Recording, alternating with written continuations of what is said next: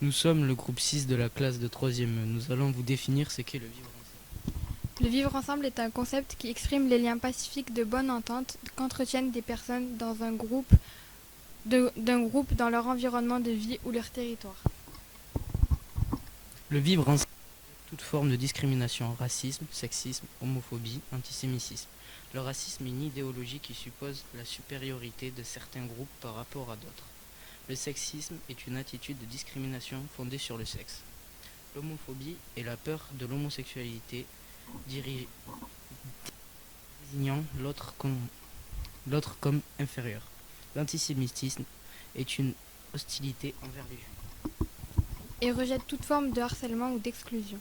C'est le sujet principal du film Une incroyable équipe de Sébastien Grosler, sorti en 2011. C'est une histoire inspirée de faits réels qui se déroule en Allemagne dans une classe de collège. Le nouveau professeur d'anglais apporte un nouveau jeu anglais, le football. C'est un jeu d'équipe qui va faire évoluer la classe dans le vivre ensemble.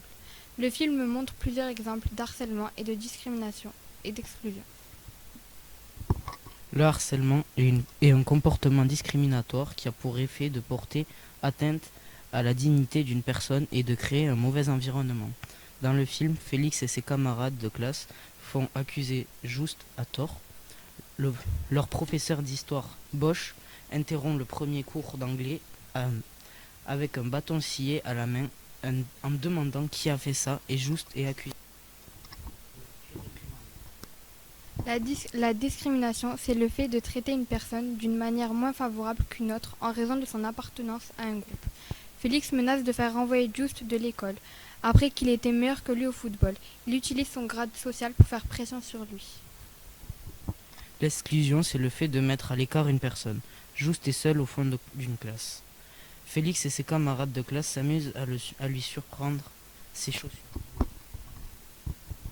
La notion de vivre ensemble s'apprend, comme on peut le voir avec l'évolution du groupe. Par le football, ils apprennent l'esprit d'équipe et le fair-play.